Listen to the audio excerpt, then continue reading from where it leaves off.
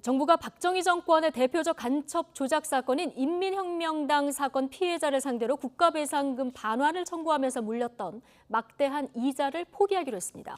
국가폭력 피해자에게 배상금을 주었다 뺏는 것도 모자라서 이른바 빚고문을 한다는 지적에 뒤늦게 응답한 건데요. 한동훈 법무부 장관은 상식과 정의의 관점에서 결정했다고 밝혔습니다. 나혜인 기자입니다. 1970년대 인민혁명당 간첩 조작 사건에 휘말려 억울하게 고문당하고 8년 동안 옥살이했던 84살 이창복 씨. 2008년 재심 끝에 무죄를 받고 국가를 상대로 소송을 내 10억 원 넘는 배상금을 받았지만 대법원은 불과 1년여 만에 도로 토해내라는 판결을 내렸습니다. 30년 전 통화 가치를 기준으로 배상금 이자를 계산하는 건 지나치다며 절반가량인 5억 원 정도가 과잉 지급됐다고 판단한 겁니다. 국가는 이 판결을 근거로 초과 지급된 돈을 반환하라는 소송을 냈고 빚 갚고 기부하느라 배상금을 써버린 이 씨는 1년에 20%씩 붙는 지연이자를 포함해 15억 원 가까운 빚을 떠안게 됐습니다. 집까지 경매에 넘어갈 위기에 처한 이 씨는 또다시 소송을 냈지만 정부는 최근까지도 원금만 받고 이자는 받지 말라는 법원의 화해 권고를 잇따라 거부했습니다.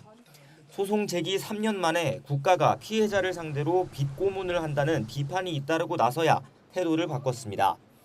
법무부는 법원의 권고대로 이 씨가 초과 지급된 배상금 원금만 나눠내면 지연이자 9억 6천만 원은 받지 않겠다고 밝혔습니다. 배상 과정에서 국가의 잘못은 없었지만 대법원 판례가 예상치 못하게 바뀌어 억울한 상황이 생겼다고 부연했습니다. 국가가 잘못한 것에 대해서 배상한다는 국가배상의 취지나 이 개별 국민이 처한 상황을 감안하면 그것은 국민의 눈높이 그리고 상식의 눈높이에서 공정하지 않다고 저희는 판단한 겁니다.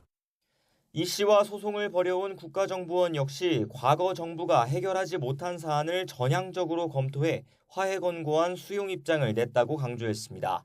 피해 가족은 사필 규정이라면서도 국가에 대한 서운함을 감추지 않았습니다.